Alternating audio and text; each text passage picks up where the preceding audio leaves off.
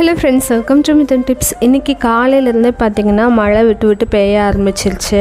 இன்றைக்கி மிதுன் லஞ்ச் பாக்ஸ்க்கு ரசம் சாதம், கருவேப்பிலை, எக் ஃப்ரை, கொஞ்சம் வடகம் இதான் பேக் பண்ணி கொடுத்துருந்தேன். அவனை அனுப்பி விட்டு வந்த உடனே ஒரு பெரிய வேலை காத்துட்டு இருந்தது. என்னென்னா நல்ல தண்ணி தான்.